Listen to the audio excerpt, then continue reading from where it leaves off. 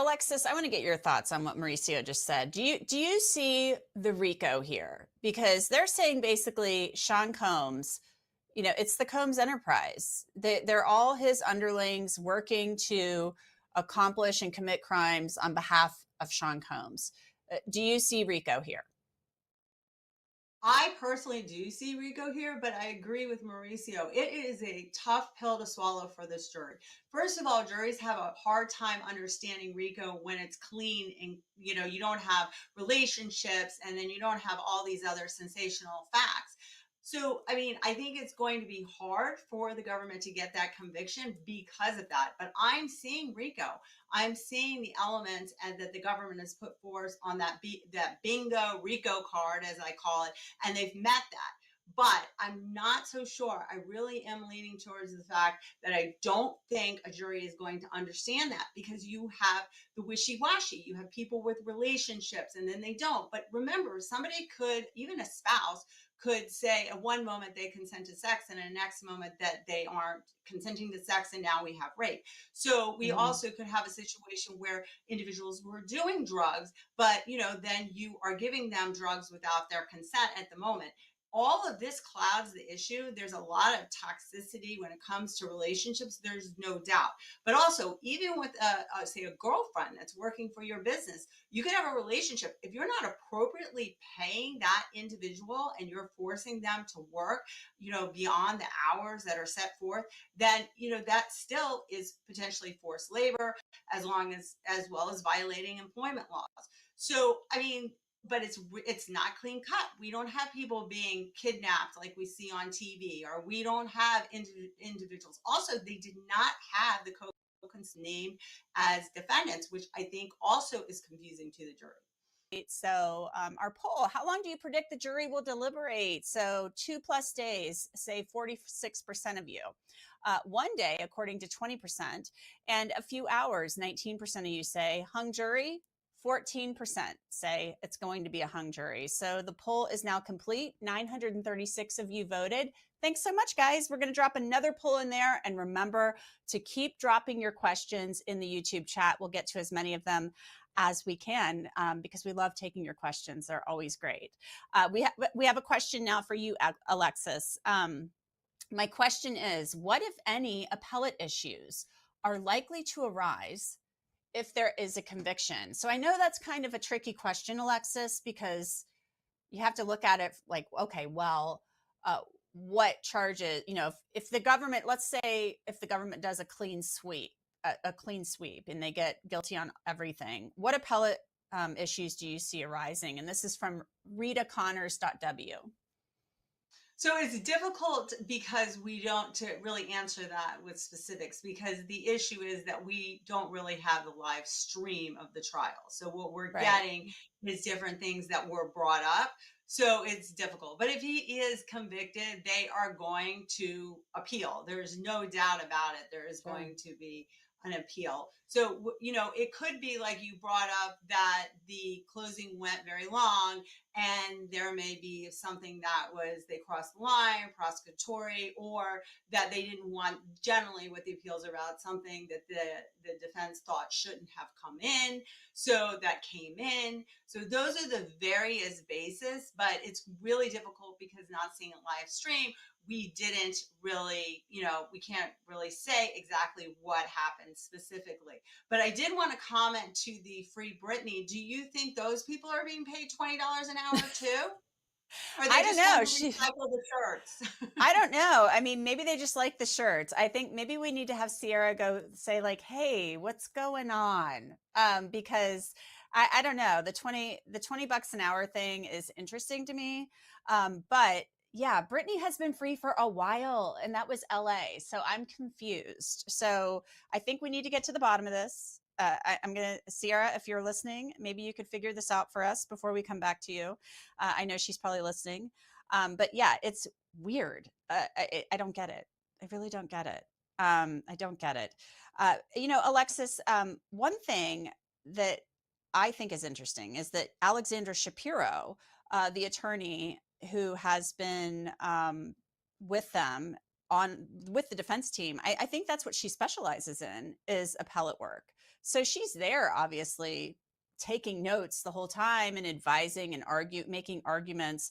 That's not something you often see, right? In high profile cases, and if you have the money to actually, as he does, to have that, yes, then you would Okay. want an appellate attorney there taking notes in preparation for that appeal. So that does not surprise me at all. It's just most people don't have the ability to pay what we're estimating is $100,000+ a day for a legal team to defend them. So this has been their argument, the entire time, Alexis, that this was not some guy pimping out his girlfriend for freak offs and being a sex trafficker and throwing her to the ground because he's a pimp or a sex trafficker. This is a guy who took some bad drugs, got mad about his girlfriend leaving with his phone. He's messed up and he did this and immediately regretted it. Does this resonate with the jury?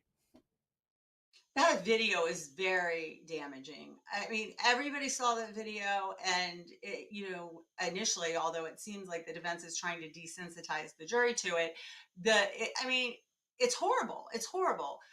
He's obviously beating her. I mean, the bottom line is he dragged her across the floor out of an alleged freak off. That's the allegation. I'm not sure that that particular item is going to resonate with them. I think that there's other things that they've had testimony that they had this toxic relationship, and it was a relationship, and he wasn't quote unquote pimping her. But that particular video, I think making that argument may not have been so great. I would have personally just argued it was a domestic dispute. And yes, the throwing in the phone, I think was a good idea. I don't think the jury's going to buy that. Alexis, I know a lot of defense attorneys do not like the RICO statute, the racketeering statute, and they don't like the way it's been used and applied here. You said earlier you see the RICO, so you see it here. Do you think that the defense is making some good points, though, in their argument as they try to, from what we're hearing? I mean, I know it's hard without a transcript and a live feed. But they're saying basically these women are not sex trafficking victims. They're people who had access to grind. They're jealous. They're upset about young Miami getting, more attention, and she doesn't have to do all these freak offs, things of that nature. Well, first, I agree with everything Mauricio said. I mean, the RICO statute was basically made to go after the mob and make it easy for the government. So they have if you've been charged with RICO, on top of the fact that it's a federal case and their conviction rate of 99% goes up even more. So, but that being said, I think that the defense is doing, like was said before, the best they could do. They are trying to convince the jury that, first of all, there's no RICO. All this is that we have a domestic dispute, and yeah, he was a horrible boyfriend, and he's playing women, and he treated them horribly. However, it is just a domestic relationship, and that does not rise to RICO. And I think that's the only real defense that they have. And don't forget, the defense attorneys are very good attorneys. And Mark, I think if everybody remembers, actually ended up getting Michael Jackson acquitted. So, he knows that you have to go after and attack the evidence, meaning the witnesses that have come on and said, no, you were a jealous person, that you also had a temper, that you were part of this. And then we had a horribly toxic relationship, but this wasn't RICO. I wasn't trafficking you. I wasn't drugging you, that you knew what you were doing. You were a shrewd person as well, that I didn't groom you into doing this. Because then one of the things that the prosecution needs to, really hammer in is that groomers tend to talk very nicely to the people that they're grooming. They tend to create that relationship where the victims a lot of times do have feelings and fall in love with the person that's grooming them. So that's not unusual. But I think that their defense is doing really well on closing, from what we've heard, that really hammering it in. This was a toxic relationship between consenting adults. Alexis, tell me what you're thinking about the defense's closings. I think they're doing the job that they need to do. And I mean, Mark is just animated anyways, but I think having animation, especially at the end after they listen to a very long, closing of prosecution, you got to wake that jury up. So being animated, fluctuating your voice, really will keep them awake, attentive to what you're saying, and help to hammer home those points. I think that this kind of could lead into another question that I have, maybe for you, Alexis, is what is the difference here between the court of public opinion and the court, of the criminal justice system? Do they ever intersect? Well, of course, they're going to intercept, but we have to remember the court of public opinion, we're hearing a lot of stuff that the jury's not hearing. So we have that. Also, the jury, opposed to just going public opinion with our gut, they have to really go through the charges and the elements that are required for that person to be convicted. So if the evidence has not been presented to them, then they most likely, and they're supposed to acquit him. Whereas with public opinion, we could just go and go with all these other things that we're hearing in our gut and our shock to the conscience. But remember, a very good point has been brought up by other panel. With if a jury does not like a defendant, then there is a high probability, not that they're supposed to convict people because they just don't like them, but they're human, that they will convict him.